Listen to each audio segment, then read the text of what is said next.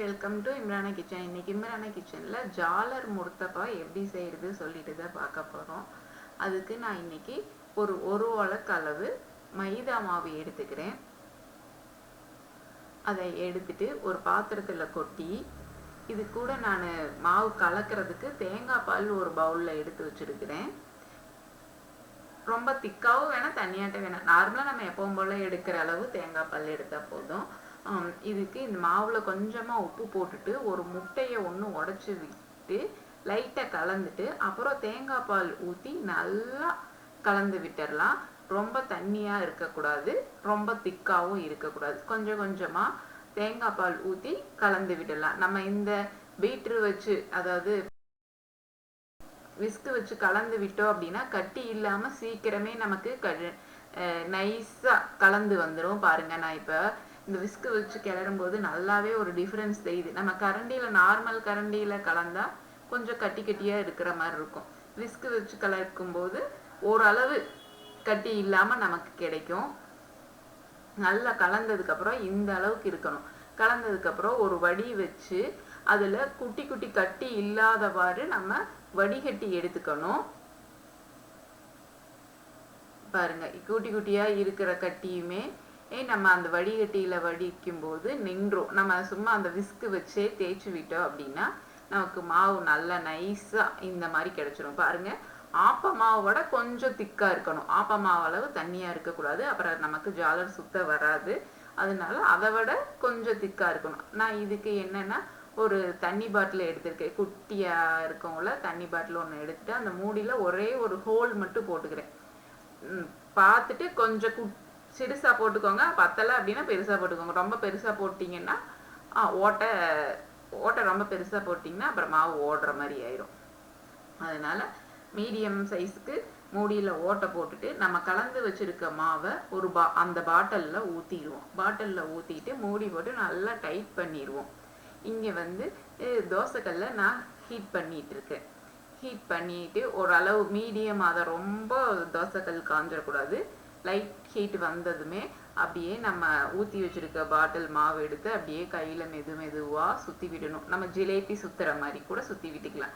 கொஞ்சம் கேப் இல்லாத மாதிரி சுத்தி விட்டுக்கணும். நிறைய கேப் இருக்கிற மாதிரி சுத்தி விடக்கூடாது. ஏன் அப்படின்னா நம்ம இந்த ஜாலர் ரொட்டியில தான் நம்ம ஸ்டஃபிங் உள்ள வச்சு பேக் பண்ணுவோம். அதனால ரொம்ப பெரிய கேப் இல்லாம மீடியமா கேப் இருக்கிற மாதிரி, கொஞ்சம் குட்டி குட்டியா கேப் இருக்கிற மாதிரி நம்ம ஜாலர் சுத்திட்டு நெய் ஏதாவது பட்டர் அந்த மாதிரி ஏதாவது ப்ரஷ் பண்ணி விட்டுட்டு டோஸ்ட் பண்ணி எடுத்துக்குவோம். ரொம்ப ப்ரௌன் கலர் வேணாம், ரெண்டு பக்கமும் திருப்பி போட்டு டோஸ்ட் பண்ணிடுவோம். இது சீக்கிரமே ஒரு 2-3 மினிட்ஸ்லயே ரெண்டு பக்கமுமே வெந்துடும். இந்த சைடு ஒரு 2 மினிட்ஸ், அந்த சைடு ஒரு 2 மினிட்ஸ், அந்த டைம்லயே நமக்கு வெந்துடும். இதே மாதிரியே நம்ம இருக்கிற மாவு எல்லாத்தையுமே ஜாலர் ஃபர்ஸ்ட் சுட்டு வச்சுக்கலாம்.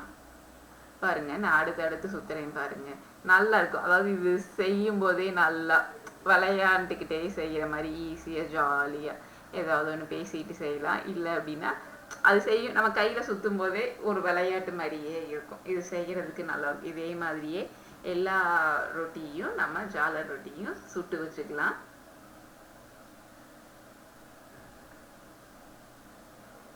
அது ரொம்ப போட்டு இது பண்ணணும் அப்படின்னு இல்லை, அழுங்காம தானாவே மேலே எந்திரிச்சு வந்துடும். போட்டு இடிச்சு தோசை சொரன்ற மாதிரி சொரண்டி எடுக்க தேவையில்லை. லைட்டாக எடுத்தாவே மேலால தன்னை பாட்டில் வந்துடும். இதே மாதிரியே எல்லாத்தையுமே சுட்டு இப்போ நம்ம வச்சுக்குவோம். அவ்வளோதான். இது ஃபர்ஸ்ட் ஜாலர் ரெடி. இதுக்கான ஸ்டஃபிங் என்ன பண்ணலாம் அப்படின்னா, நான் இன்னைக்கு ஒரு 300 கிராம் அளவு போன்லெஸ் சிக்கனை வாஷ் பண்ணி ஆட் பண்ணிட்டு 1 டீஸ்பூன் இஞ்சி பூண்டு பேஸ்ட், சின்ன டீஸ்பூன்ல 1 டீஸ்பூன் அளவு ஜீரக மிளகுத்தூள், சின்ன டீஸ்பூன்லயே 1 டீஸ்பூன் அளவு சோம்புத்தூள், ஒரு அரை டீஸ்பூன் மஞ்சள் தூள், 1 டீஸ்பூன் ஃபுல்லா மல்லித்தூள் ஆட் பண்ணிட்டு 1 டீஸ்பூன் ஃபுல்லா மிளகாய் தூள் ஆட் பண்ணிக்குவோம்.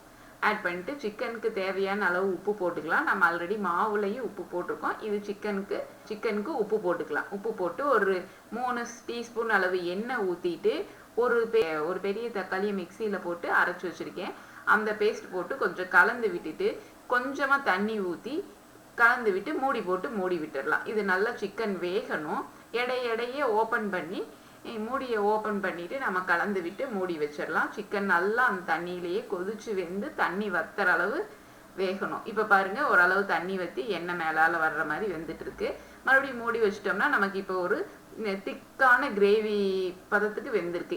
இதே போதும். இதை அடுப்பை ஆஃப் பண்ணிட்டு நம்ம கீழே இறக்கி வச்சு அந்த கரண்டியிலேயே குத்தி விட்டோம் அப்படின்னா நமக்கு குட்டி குட்டி பீஸா சிக்கன் கிடைச்சிரும். அந்த அளவுக்கு நம்ம குத்தி விட்டு வச்சுக்கணும். இந்த மாதிரி எடுத்து வச்சுக்கோங்க. இப்போ வந்து சிக்கன் நமக்கு இப்போ ரெடி ஆயிடுச்சு. இதுக்கப்புறம் நம்ம கொஞ்சம் வெங்காயம் போட்டு ஸ்டஃபிங் ரெடி பண்ணிக்கலாம். அதுக்காக ஒரு கடாயில் எண்ணெய் ஊற்றிட்டு ஒரு 3 பெரிய வெங்காயத்தை குட்டி குட்டியாக சாப் பண்ணியிருக்கேன். அதை ஆட் பண்ணிட்டு வெங்காயத்துக்கு மட்டும் தேவையான அளவு உப்பு போட்டுக்குவோம். சிக்கனுக்கு நம்ம உப்பு போட்டிருக்கிறோம். இது கூட மல்லி புதினா போட்டு ஒரு 2 கலர் கலந்து விட்டுட்டு நம்ம வேக வச்சு குத்தி விட்டு வச்சிருக்கிறோம்ல சிக்கனு, அதை அப்படியே அந்த வெங்காயத்துல கொட்டிடுவோம்.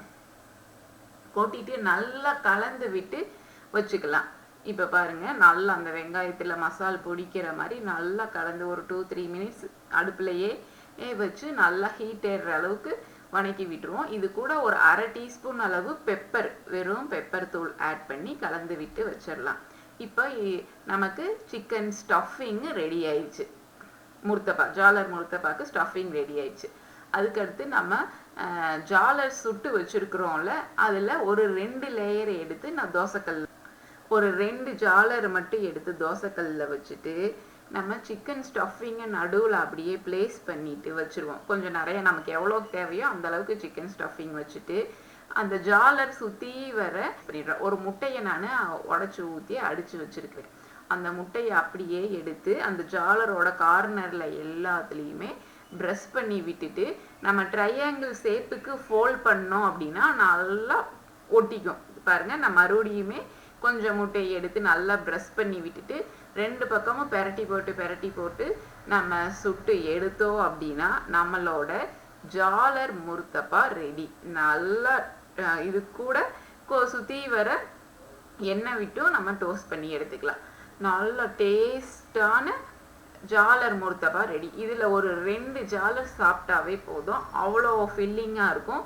டேஸ்ட்டும் அட்டகாசமாக இருக்கும். நம்ம டிஃப்ரெண்ட்டாக ஏதாவது செய்யணும் அப்படின்னு யோசித்தோம் அப்படின்னா நமக்கு இந்த ரெசிபி சூட்டபிளாக இருக்கும். நீங்களும் இதே மாதிரியே செஞ்சு பாருங்கள். டேஸ்ட்டும் அட்டகாசமாக இருக்கும். செய்யறதுக்கும் நல்ல ஜாலியாக என்ஜாய் பண்ணி செஞ்சுக்கலாம். அந்த மாதிரி இருக்கும். நீங்களும் ட்ரை பண்ணி பாருங்கள். இந்த வீடியோ உங்களுக்கு பிடிச்சிருந்துச்சுன்னா லைக் பண்ணுங்கள், ஷேர் பண்ணுங்கள், சப்ஸ்கிரைப் பண்ணுங்கள். மறக்காமல் பக்கத்தில் இருக்க பெல் ஐக்கானை கிளிக் பண்ணுங்கள். தேங்க்ஸ் ஃபார் வாட்சிங்.